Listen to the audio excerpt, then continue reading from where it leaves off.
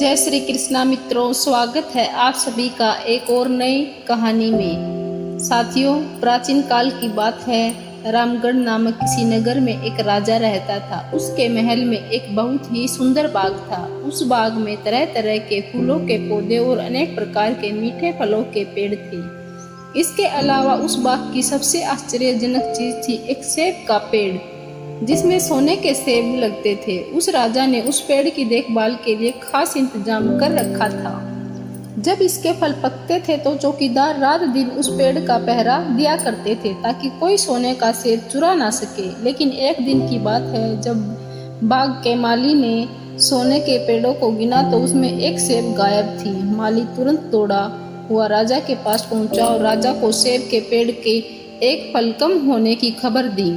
राजा ने यह बात सुनी तो उसे बड़ा आश्चर्य हुआ कि बाग में उस पेड़ की देखभाल का इंतजाम करने के बाद भी उस पेड़ से फल कैसे चोरी हो गया। राजा ने ऐलान किया कि जिस व्यक्ति ने उस पेड़ का सेब चुराया है, उस व्यक्ति को जो भी पकड़ कर लाएगा उसे इनाम दिया जाएगा।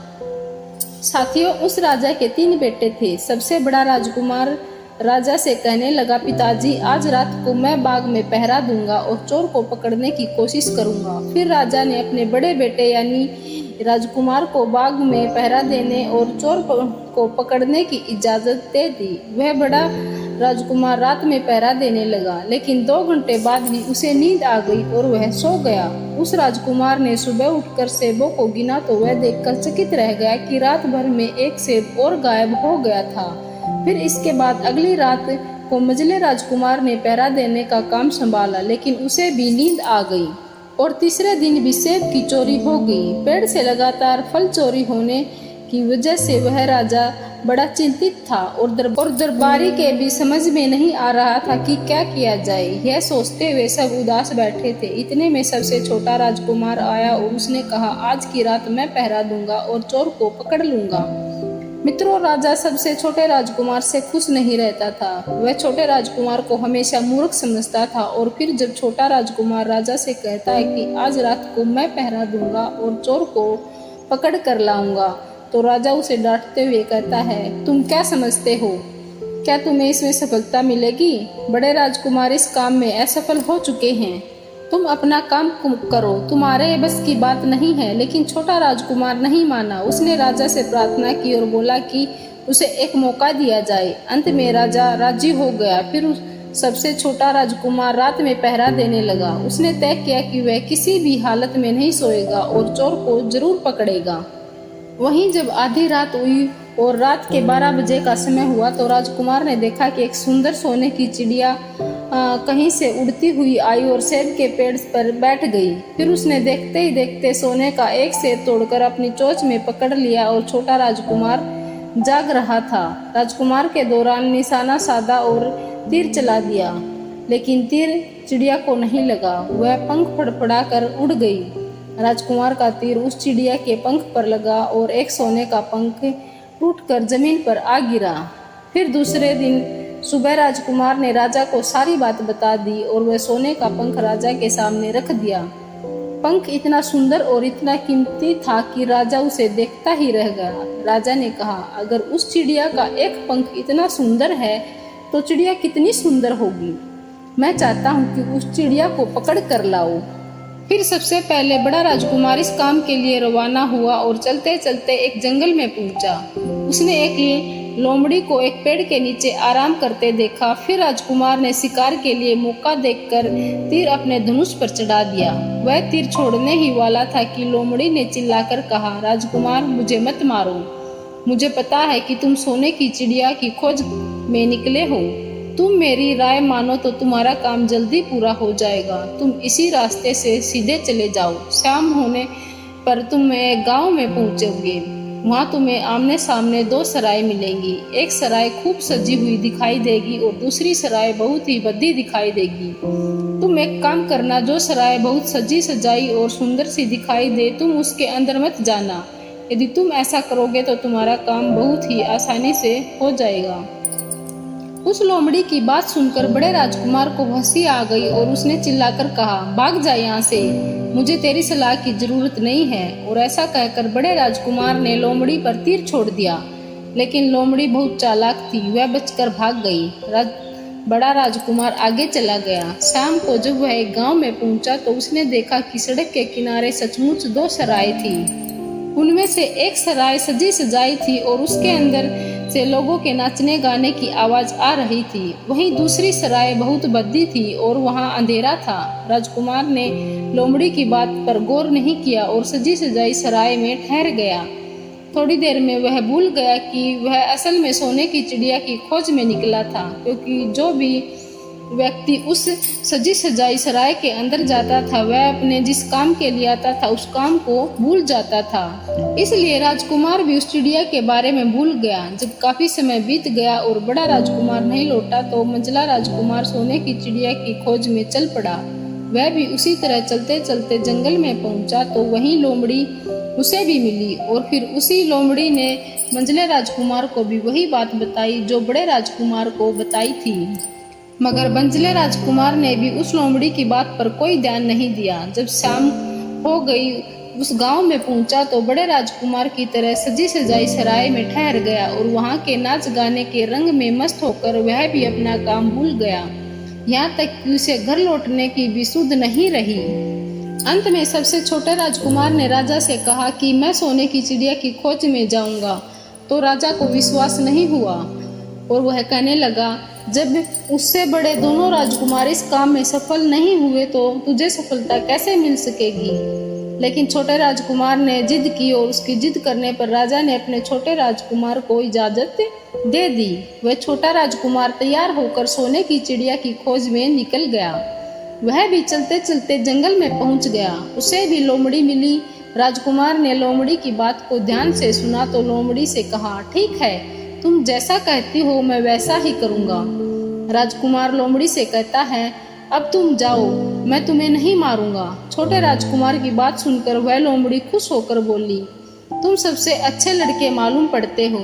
तुमने मेरी बात का मजाक नहीं बनाया और मुझ पर तीर नहीं चलाया। मैं तुमसे बहुत खुश हूँ और मैं तुम्हारी मदद करूंगी। तुम एक काम करो, आओ तुम मेरी पूंछ पर बैठ जाओ। मैं तुम्हें उस सराय तक पहुंचा देती हूँ जिस सराय में तुम्हें रुकना है और वहां से तुम्हारा काम बहुत ही आसान हो जाएगा। देखते देखते उस लोमड़ी की पूंछ काफी बड़ी हो गई और राजकुमार उस पर बैठ गया। उसके बैठते ही लोमड़ी हवा में उड़ने लगी और थोड़ी ही देर में मैदानों और पहाड़ों को पार करके वह गांव में जा पहुंची। वहीं राजकुमार ने उस लोमड़ी की सलाह को मानकर छोटी और पुरानी सराय में ही अपना डेरा डाल दिया। वहीं सजी सजाई सराय में नहीं गया और उस सजी सजाई सराय से काफी दूर रहा।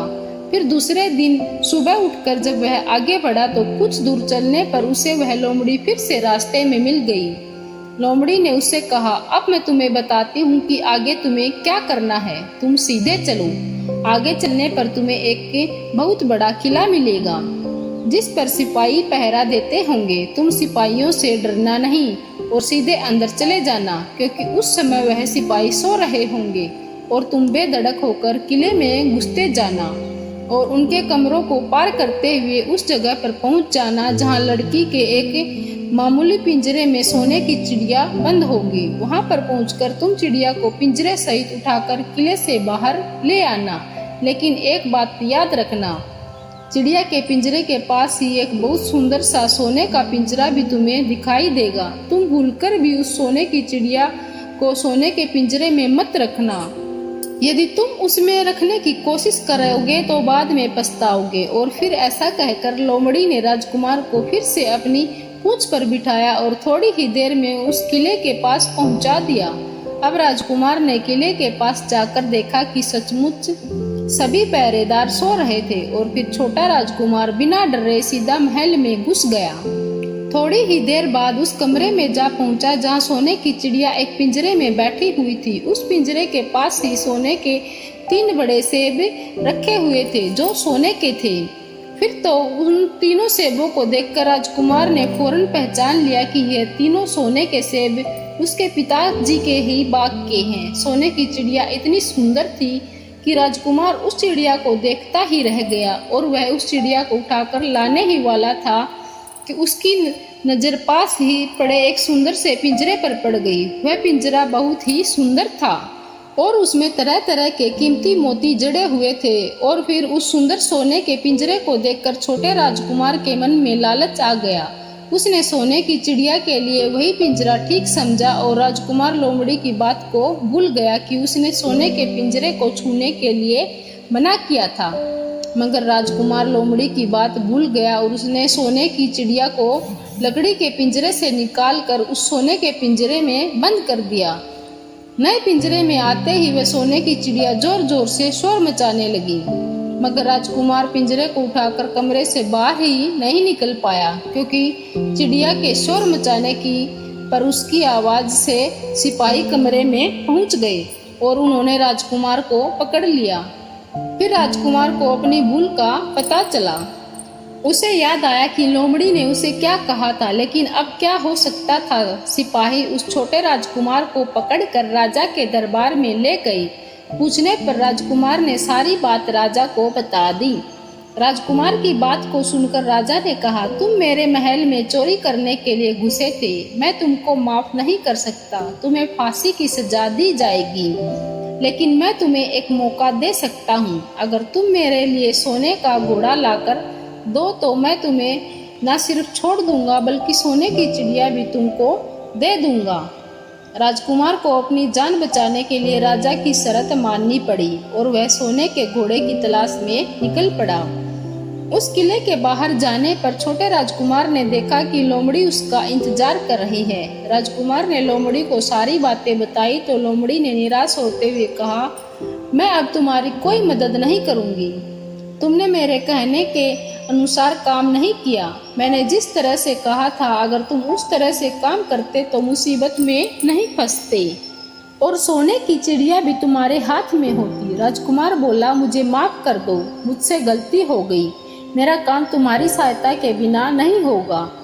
मुझे राजा ने सोने का घोड़ा लाने के लिए कहा है, वरना वह मुझे फांसी पर चढ़ा देगा। राजकुमार की बात को सुनकर लोमड़ी ने कहा, खैर मैं तुम्हें माफ करती हूँ, अब तुम ऐसा करो, मेरी पूंछ पर बैठ जाओ। फिर लोमड़ी कहने लगी, कुछ दूर जाने पर तुम्हें एक दूसरा किला मिलेगा। इस किले की गुड़साल में तुम्हें सोने का घोड़ा बंधा हुआ मिलेगा। महल के नौकर चाकर सब सो रहे होंगे। तुम चुपचाप जाना और घोड़े को खोल लेना, लेकिन एक बात याद रखना, वहाँ घोड़े के पास में ही सोने घोड़े पर कसने के लिए 2 जीन रखी होंगी। उनमें से एक तो बहुत पुरानी चमड़े की जीन होगी और दूसरी सोने की जीन होगी। तुम सोने की जीन को छूना भी मत और उस घोड़े पर पुरानी चमड़े की जीन को कसकर सवार हो जाना और उसे दौड़ाते हुए किले से बाहर चले आना। वहीं लोमड़ी की बात सुनकर छोटे राजकुमार ने वादा किया कि वह ठीक वैसा ही करेगा और फिर लोमड़ी ने उसे छोटे राजकुमार को अपनी पूंछ पर बैठाया और कुछ ही देर में उस किले के पास पहुंचा दिया। वहीं किले के पास पहुंचते ही लोमड़ी ने राजकुमार को उतारा और फिर वहां से चली गई। राजकुमार सीधा फटाक से किले में घुस गया। अंदर जाकर उसने देखा कि वहां के सभी नौकर चाकर सोए हुए थे और फिर थोड़ी ही देर में वह किले की गुड़साल में पहुंच गया। राजकुमार ने पास जाकर देखा तो घोड़ा सचमुच सोने का था। ऐसा सुंदर घोड़ा उसने सपने में भी नहीं देखा था। राजकुमार ने आगे बढ़कर उस सोने के घोड़े को खोल दिया। जब वह बाहर निकलने लगा तो उसकी नजर एक सोने की पड़ी जीन पर पड़ी। वह जीन बहुत ही सुंदर थी, उसमें हीरे मोती जड़े हुए थे। उसके पास एक फटी पुरानी चमड़े की जीन पड़ी हुई थी। वह राजकुमार सोचने लगा कि इतने सुंदर घोड़े पर यह पुराने चमड़े की जीन कसना राजकुमार को शोभा नहीं देगा। और फिर ऐसा सोच करके वह राजकुमार सोने की जीन को उठा लाता है और घोड़े पर कसना शुरू कर देता है। फिर जैसे ही घोड़े की पीठ पर वह सोने की जीन को कसता है, वैसे ही घोड़ा जोर जोर से हिनहिनाने लगा और किले के नौकर चाकर जाग जाते हैं। वहीं थोड़ी ही देर में राजकुमार को पकड़ लिया जाता है। राजकुमार को सिपाहियों ने हाथ बांधकर अपने राजा के सामने पेश किया। राजकुमार की सारी बातें राजा ने सुनकर कहा, तुमने मेरे घोड़े को चुराने की कोशिश की है, इसलिए तुम्हें फांसी की सजा दी जाएगी, लेकिन अगर तुम मेरा एक काम कर दो तो मैं तुम्हें छोड़ सकता हूँ। फिर राजकुमार ने कहा, महाराज आप बताओ, मैं आपका हर काम करने को तैयार हूँ। तो राजा ने कहा, यहाँ से कुछ ही दूरी पर एक महल है, उसमें बहुत ही सुंदर राजकुमारी रहती है। अगर तुम अपनी जान बचाना चाहते हो तो उस राजकुमारी को मेरे पास लेकर आओ। यदि तुम ऐसा करोगे तो मैं तुम्हें इनाम में यह सोने का घोड़ा दे दूंगा। बेचारा राजकुमार फिर से एक नई मुसीबत में फंस गया। उसे मजबूर होकर राजा की शर्त माननी पड़ी। अब वह सोने के महल की खोज में निकल पड़ा। कुछ दूर चलने पर वह लोमड़ी फिर से मिल गई। पता नहीं उस लोमड़ी को सारी बातें कैसे मालूम हो गई थी और वह कहने लगी, देखा, तुमने इस बार भी मेरी बात नहीं मानी। मेरी बात मान जाते तो इस नई मुसीबत में नहीं फंसते। खैर, मुझे तुम पर दया आ रही है, इसलिए मैं तुम्हारी मदद फिर करूंगी। चलो, तुमको सोने के महल के पास पहुंचा देती हूँ। तुम महल के बाहर ही कहीं छुपे रहना। जब महल में शाम के समय राजकुमारी तालाब में नहाने के लिए बाहर आए तो तुम आगे बढ़कर उसका हाथ पकड़ लेना और डरना नहीं। जैसे ही तुम उस राजकुमारी को छूओगे, राजकुमारी तुम्हारे साथ आने के लिए राजी हो जाएगी। लेकिन एक बात याद रखना, तुम उसको वहां से सीधे अपने साथ ले आना। उसे वापस महल में मत जाने देना। वह राजकुमारी तुमसे कहेगी कि मैं अभी अपने माता पिता से मिलकर आती हूँ, लेकिन तुम उसकी बातों में मत आना, वरना फिर से मुसीबत में फंस जाओगे। ऐसा कहते हुए लोमड़ी ने फिर से छोटे राजकुमार को अपनी पूंछ पर बिठा लिया और देखते ही देखते वह लोमड़ी हवा में उड़ती हुई कुछ देर के बाद उस सोने के महल के पास जा पहुंची। वहीं महल के पास पहुंचते ही राजकुमार एक पेड़ की आड़ में छुपकर बैठ गया। शाम को जब राजकुमारी नहाने के लिए किले से बाहर आई तो राजकुमार ने हिम्मत करके आगे बढ़कर उसका हाथ पकड़ लिया। उसके छूते ही राजकुमारी उसके साथ चलने के लिए तैयार हो गई और वह बोली, राजकुमार, तुम मुझे जहाँ भी ले जाना चाहोगे मैं तुम्हारे साथ चलूंगी, लेकिन मुझे थोड़ी देर के लिए अपने माता पिता से मिलकर आने दो। तो राजकुमार ने लोमड़ी की बात याद किया और कहा, नहीं नहीं, ऐसा नहीं करना, मेरे साथ चलना पड़ेगा। लेकिन तभी राजकुमारी रोने लगी। राजकुमारी इतनी सुंदर थी कि राजकुमार उसका रोना नहीं देख सका और उसका मन पिघल गया। छोटा राजकुमार अंत में राजी हो गया और बोला, जाओ, थोड़ी देर के लिए अपने माता पिता से मिलकर आओ, लेकिन फिर तुरंत बाहर चली आना। लेकिन राजकुमारी ने जैसे ही किले में कदम रखा, किले के पहरेदार जाग गए और उन्होंने राजकुमार को पकड़ लिया। राजकुमार बहुत पछताया, लेकिन अब क्या हो सकता था। सिपाहियों ने उसे अपने राजा के सामने पेश किया। राजा बहुत निराश था। उसने उसी वक्त आदेश दिया कि इस राजकुमार को फौरन फांसी पर चढ़ा दिया जाए।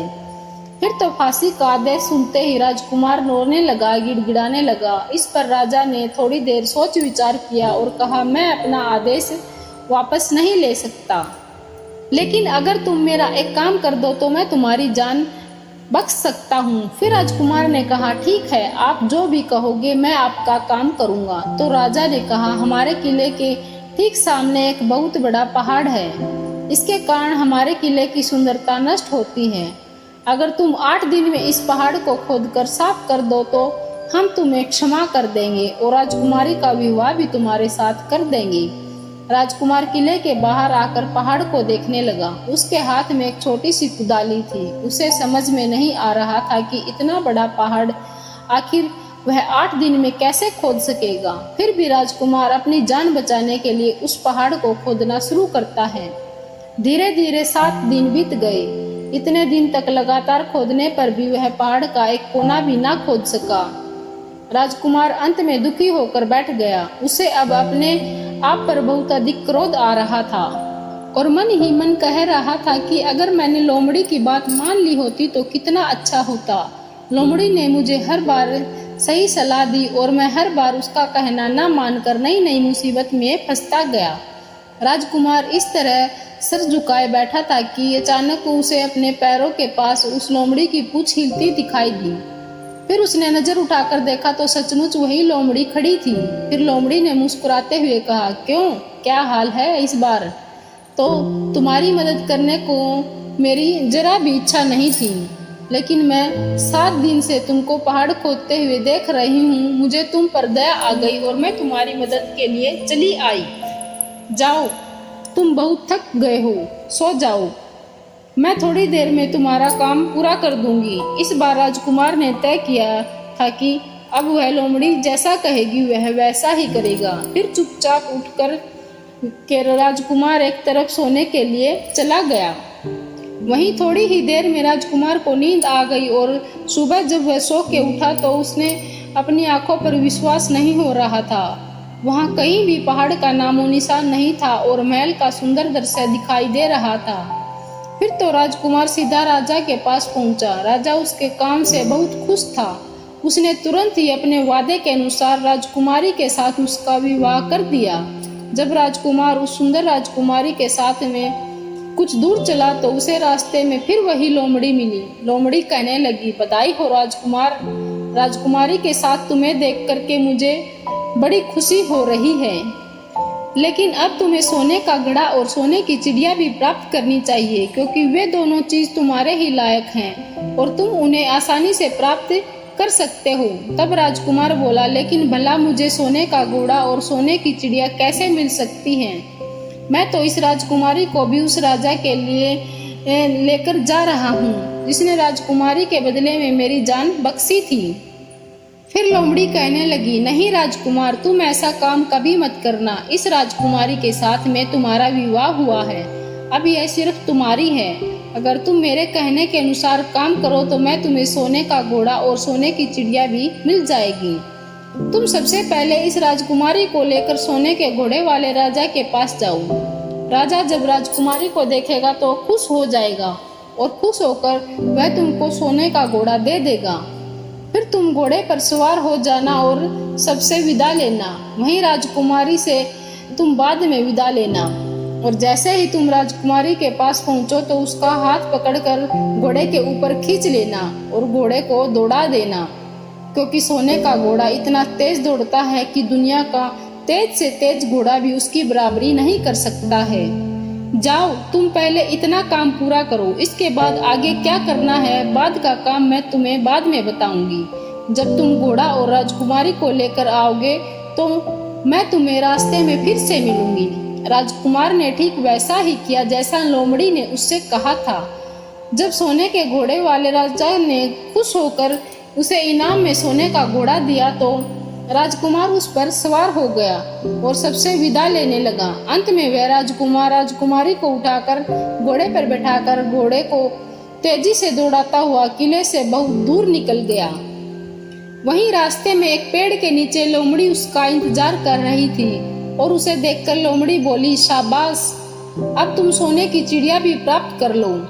जब तुम सोने की चिड़िया वाले राजा के पास पहुंचोगे तो वह इस घोड़े को देख करके बहुत खुश होगा। तो तुम उससे कहना कि पहले सोने की चिड़िया का पिंजरा मेरे हाथ में दे दो, तब मैं यह घोड़ा तुमको दूंगा। फिर जैसे ही राजा वह पिंजरा तुम्हारे पास लाए तो तुम पिंजरा उसके हाथ से छीन लेना और घोड़े को दौड़ा देना। बस ऐसे चिड़िया तुमको मिल जाएगी और कोई तुम्हें पकड़ भी नहीं सकेगा। इस बार भी राजकुमार ने ठीक वैसा ही किया जैसा लोमड़ी ने बताया था और वह राजकुमारी के साथ ही घोड़े पर बैठा रहा। राजकुमार घोड़े को लेकर उस राजा के पास गया और जब राजा ने उसके हाथ में सोने की चिड़िया का पिंजरा दिया तो उसने तुरंत घोड़े को वहां से भगा दिया। सोने का घोड़ा हवा से बातें करने लगा। वहीं कुछ दूर चलने पर लोमड़ी फिर से उसे मिल गई। राजकुमार ने उससे कहा, तुमने मेरी बहुत बड़ी मदद की है। तुम्हारी वजह से मुझे न सिर्फ सोने की चिड़िया मिली बल्कि सोने का घोड़ा और इतनी सुंदर राजकुमारी भी मिल गई। बताओ मैं तुम्हें क्या इनाम दूं? मैं तुमको कुछ ना कुछ देना चाहता हूँ। फिर राजकुमार की बात को सुनकर वह लोमड़ी कहने लगी, अगर तुम खुश हो तो मेरा एक काम कर दो, तुम मुझ पर एक तीर चला के मुझे मार दो। इस समय तुम यही सबसे बड़ा काम मेरे लिए कर सकते हो। फिर लोमड़ी की बात को सुनकर राजकुमार कहने लगा, भला ऐसा कैसे हो सकता है? तुमने मेरी इतनी मदद की है और मैं बदले में तुम्हारे प्राण ले लूं, तुम्हें मार दूं? मैं ऐसा कभी नहीं कर सकता। ऐसा सुनकर के वह लोमड़ी बहुत खुश हुई और बोली, अगर तुम मेरा यह काम नहीं कर सकते हो तो फिर ठीक है, जाओ, लेकिन जाने से पहले तुम्हारी भलाई के लिए मैं तुम्हें 2 बातें बता रही हूँ, उन्हें हमेशा याद रखना। पहली बात तो यह है कि कभी भी किसी भी कुएं की दीवार पर मत बैठना और दूसरी बात, ऐसे लोगों के लिए कभी धन खर्च मत करना जिन्हें फांसी मिलने वाली हो। फिर लोमड़ी की बात सुनकर राजकुमार बोला, तुम भी अजीब हो, तुम्हारी बातें मेरी समझ में नहीं आती। भला मैं कभी कुएं की दीवार पर क्यों बैठूंगा और ऐसे आदमियों पर धन खर्च क्यों करूंगा जिनको फांसी दी जाने वाली हो। लेकिन लोमड़ी ने उसकी बात का कोई जवाब नहीं दिया और अलविदा कहकर वहां से चली गई। लोमड़ी के चले जाने के बाद राजकुमार सोने का घोड़ा दौड़ाता हुआ आगे बढ़ा। राजकुमारी उसके साथ बैठी हुई थी और सोने की चिड़िया का पिंजरा भी उसके हाथ में था। वहीं कुछ ही देर में राजकुमार एक छोटे से गांव में जा पहुंचा जिसमें वे दोनों सराय थी। गांव के लोग और खास तौर से बच्चे उसको देखने के लिए बाहर निकल आए। सोने के घोड़े पर राजकुमार के साथ बैठी एक सुंदर राजकुमारी को देखकर सभी सराय वाले चकित थे। इतने में ही राजकुमार ने देखा कि गांव के बगीचे में एक जगह बहुत ही लोग जमा हैं और कुछ शोर हो रहा है। फिर राजकुमार के पूछने पर लोगों ने बताया कि वहां पर 2 आदमियों को फांसी देने की तैयारी हो रही है। फिर तो राजकुमार उन आदमियों से मिलने के लिए उधर को चल पड़ा और वहां पहुंचने पर उसने देखा कि वे 2 आदमी जिनको फांसी दी जाने वाली थी वे कोई और नहीं बल्कि उसके सगे बड़े भाई थे। वे सजीर सजाई सराय में पहुंच गए और अपनी सुध बुध खो बैठे थे। वहीं तरह तरह के बुरे काम करते और जुआ खेलते थे। जुए में बहुत सारा धन हार चुके थे। उन्होंने लोगों से बहुत सारा रुपया उधार ले लिया था और इन्हीं सब बातों से चिढ़कर गांव वाले उन दोनों बड़े राजकुमारों को फांसी पर चढ़ाने जा रहे थे। आखिरकार भाई भाई होता है, छोटा राजकुमार ऐसा कैसे होने देता। उसने अपने बड़े भाइयों को बचाने के लिए वहां के लोगों से कहा, मुझसे रुपया ले लो और इन लोगों को छोड़ दो। और फिर उसके लिए बहुत विनती करने पर वहां के लोग राजी हो गए और उन्होंने उन दोनों राजकुमारों को रिहा कर दिया। राजकुमार अपने भाइयों को छुड़ाकर अपने महल की तरफ चल दिया। आगे कुछ दूर चलने पर जंगल में एक कुआं दिखाई दिया। फिर राजकुमार कुछ सोचकर राजकुमारी से कहता है, हम कुछ देर के लिए इस कुएं के पास आराम करते हैं और यहाँ पर ठंडा पानी पीने के बाद हम यहाँ से आगे के लिए प्रस्थान करेंगे। राजकुमार की बात सुनकर राजकुमारी मान गई। इधर राजकुमार लोमड़ी की दोनों बातों को भूल चुका था जो कि लोमड़ी ने विदा करने के समय कहा था कि कभी भी घोड़े से उतरकर कुएं की दीवार पर मत बैठना और कभी भी ऐसे आदमियों की मदद मत करना जिनको फांसी लगने वाली हो। राजकुमार घोड़े से उतरकर कुएं की दीवार पर बैठकर राजकुमारी से बातें करने लगा। जैसे ही छोटा राजकुमार राजकुमारी के साथ उस कुएं के किनारे पर बैठा तब तक उन दोनों बड़े भाई आ गए थे और वे उसे देखकर जलने लगे। इसको तो सुंदर राजकुमारी मिल गई और इतना सारा धन भी मिल गया। पिताजी भी इसकी बुद्धिमानी की प्रशंसा करेंगे और इसकी घर में इज्जत बढ़ जाएगी। कल तक पिताजी इसे मूर्ख समझते थे, आज इसकी बुद्धिमानी की तारीफ की जाएगी। इसलिए दोनों भाइयों ने सलाह करके और मौका देखकर अपने छोटे भाई राजकुमार को कुएं में धकेल दिया और उसके बाद सोने का घोड़ा लेकर घोड़े पर राजकुमारी को बिठाकर सोने की चिड़िया का पिंजरा उठाकर वहां से चलते बने। इस प्रकार धन और राजकुमारी के लालच में दोनों बड़े भाइयों ने छोटे भाई को मौत के मुंह में धकेल दिया। फिर कुछ ही देर में दोनों बड़े राजकुमार अपने राज्य में लौट आए। घर लौटकर राजा से कहा, हम सोने की चिड़िया को पकड़ कर लाए हैं। इसी चिड़िया ने हमारे बाग से सोने के सेब चुराए थे।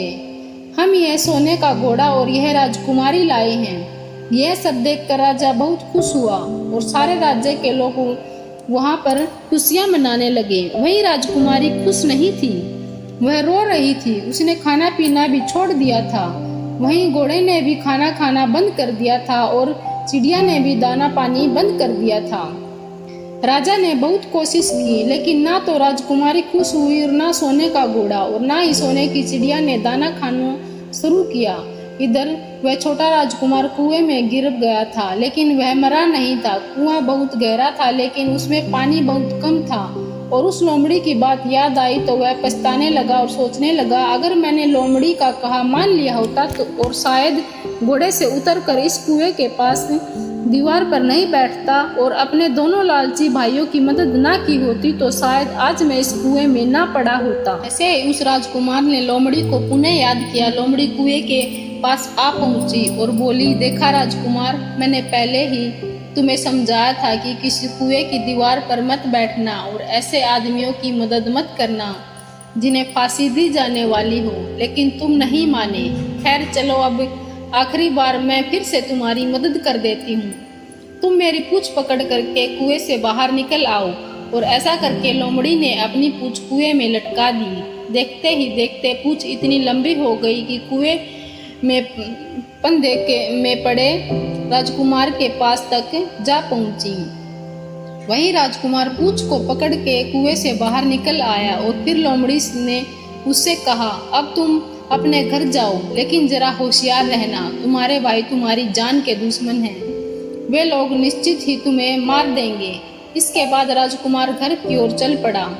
अपने राज्य में पहुंचने पर उसे एक भिखारी मिला, तो भिखारी को उसने अपने सुंदर कपड़े दान में दे दिए और उसके फटे पुराने कपड़े पहन लिए। इस तरह भेष बदल कर वह छोटा राजकुमार अपने किले में पहुंच गया। और वहां उसके पहुंचने पर एक बड़ी आश्चर्यजनक बात हुई। सोने का घोड़ा खुशी से नाचने लगा और दाना खाने लगा। सोने की चिड़िया भी अपने पिंजरे में खुशी से फुदकने लगी और गाना गाने लगी। राजकुमारी ने भी अपने आंसू पोंछ लिए और वह भी खुश दिखाई देने लगी। इतना होने पर भी राजा की समझ में कुछ नहीं आया। फिर उसने राजकुमारी से इसी खुशी का कारण पूछा तो राजकुमारी बोली, मैंने तो पहले ही आपको सारी बातें बताना चाही थी। आपके बड़े और मंझले राजकुमार ने छोटे राजकुमार के साथ धोखा किया है। इन्होंने आपके साथ भी धोखा किया है, लेकिन अब आपका छोटा राजकुमार यहाँ पर पहुँच चुका है, इसलिए मुझे बहुत खुशी हो रही है। उसी के साथ मेरी शादी हुई है और मैं उसी के साथ खुश रह सकती हूँ। फिर राजकुमारी ने राजा से इतनी बात कहकर मैले फटे पुराने कपड़े पहने एक आदमी की तरफ इशारा किया और बोली, महाराज वह देखो, आपका छोटा राजकुमार खड़ा है। राजा ने भी अपने छोटे राजकुमार को पहचान लिया और राजा ने अपने छोटे बेटे के बारे में विचार बदल दिए। राजा सोचने लगा, मेरा छोटा बेटा मूर्ख नहीं बल्कि सबसे होनहार और बुद्धिमान है। अब तो राजा छोटे राजकुमार को बहुत ही समझदार और बहादुर मानने लगा और अपने सबसे छोटे बेटे को भी अधिक प्यार करने लगा। और फिर राजा ने छोटे राजकुमार को राजगद्दी पर बिठाने का निश्चय किया। वहीं राजा ने कहा कि भाई को कभी भी भाई की पत्नी को नहीं हड़पना चाहिए और ना ही भाई का कभी हिस्सा हड़पना चाहिए, ना ही लालच में आकर भाई को मौत के घाट उतारना चाहिए। जो भी भाई अपने भाई के साथ ऐसा करता है उसे दंडित अवश्य किया जाना चाहिए। बड़े और मंझले राजकुमार ने अपने छोटे भाई को ही धोखा नहीं दिया बल्कि राजा को भी धोखा दिया था। इससे राजा अपने बड़े राजकुमारों से बहुत नाराज था और फिर उसने दोनों बड़े राजकुमारों को सजा देने का ऐलान किया और अपने राज्य से हमेशा के लिए निकलवा दिया। और राजा कहने लगा कि भाई की पत्नी को छीनता है, जो भाई से के साथ गलत व्यवहार करता है, जो भाई के धन को हड़पता है, ऐसे भाई को हमेशा के लिए घर से बेघर होना पड़ता है। यह विधि का विधान है। जब राजा ने अपने दोनों बड़े राजकुमारों को राज्य से हमेशा के लिए निकलवा दिया, इसके बाद में बड़ी धूमधाम से राजकुमारी के साथ राजकुमार का विवाह किया और फिर छोटा राजकुमार राजकुमारी के साथ में सुखी रहने लगा। वह छोटा राजकुमार उस लोमड़ी को नहीं भूला था जिसने उसकी सहायता की थी और एक दिन समय निकालकर वह जंगल में उस लोमड़ी की खोज में निकला। बहुत ढूंढने के बाद एक पेड़ के खोखले बाग में उसने उस लोमड़ी को चुपचाप बैठा हुआ पाया। लोमड़ी बहुत उदास थी। राजकुमार को देखते ही लोमड़ी ने उसे पहचान लिया और कहा, आओ राजकुमार, आज इधर कैसे आना हुआ? तो राजकुमार ने कहा, मैं आज तुम्हें ही ढूंढने के लिए आया हूँ। चलो मेरे बाग में आराम से रहना, वहाँ तुम्हें किसी भी तरह की कोई तकलीफ नहीं होगी। यहाँ तो जंगल में तुम्हें खाने पीने की तकलीफ होती होगी और जंगली जानवरों और शिकारी का डर हमेशा बना रहता होगा। लोमड़ी ने कहा, नहीं राजकुमार, मैं यहाँ पर ठीक हूँ और भला अब तुम मेरे दुखों से क्या लेना देना? तुम्हारा काम निकल गया, अब तुम राजकुमारी के साथ में सुखपूर्वक अपने महल में राज करो। तब लोमड़ी की बात सुनकर छोटा राजकुमार बोला, नहीं, तुमने मेरे ऊपर बड़ा उपकार किया है, मैं तुम्हें इनाम देना चाहता हूँ और अपने साथ ही रखना चाहता हूँ। राजकुमारी भी बहुत खुश होगी, वह भी तुमसे मिलना चाहती है। तो लोमड़ी ने कहा, अगर तुम सचमुच मुझे इनाम देना चाहते हो तो मेरा एक काम कर दो। मैंने तुमसे पहले ही कहा था कि तुम तीर चलाकर मुझे मार दो, इसी से मेरा लाभ होगा। असल में मैं तुम्हें अपनी कहानी सुनाती हूँ। एक जादूगर ने मुझ पर जादू कर रखा है। मैं लोमड़ी नहीं हूँ। मुझे उसके जादू के प्रभाव से लोमड़ी के रूप में रहना पड़ रहा है।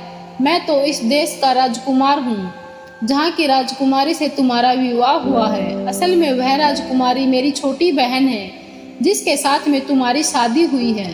अगर तुम तीर चलाकर मुझे मार दोगे तो मैं इस जादू के प्रभाव से मुक्त हो जाऊंगा और फिर राजकुमार बनकर अपने देश लौट सकूंगा। छोटा राजकुमार इस बात को सुनकर एकदम से आश्चर्य में पड़ गया और फिर उसने फौरन अपने धनुष पर तीर चढ़ाया और लोमड़ी के ऊपर छोड़ दिया। तीर लगते ही वह लोमड़ी मर गई और उसमें से एक सुंदर सा राजकुमार निकल आया। फिर दोनों राजकुमार आपस में गले मिले और इसके बाद दोनों राजकुमार वापस महल में लौट आए। राजकुमारी अपने भाई से मिलकर बहुत ही खुश हुई। साथियों, धन के लोभ में आकर व्यक्ति भाई जैसे पवित्र रिश्ते को भूल जाता है और धनवान होने के चक्कर में भाई भाई की हत्या कर देता है। ऐसे घोर पाप करने वालों को नियति कभी माफ नहीं करती। भाई का हिस्सा या उसकी पत्नी या उसका धन हड़पने वाले व्यक्ति को घर से बेघर होना पड़ता है। इसलिए भाई जैसे पवित्र रिश्ते को कलंकित नहीं करना चाहिए। भाई भाई के बीच में जहाँ प्रेम रहता है वह घर स्वर्ग के समान होता है। तो उम्मीद है साथियों आपको कहानी अच्छी लगी होगी। कहानी कैसी लगी कमेंट में जरूर बताएं और जाते जाते चैनल को सब्सक्राइब करना ना भूलें। मिलते हैं आपको एक और नई वीडियो के साथ। धन्यवाद। जय श्री कृष्णा।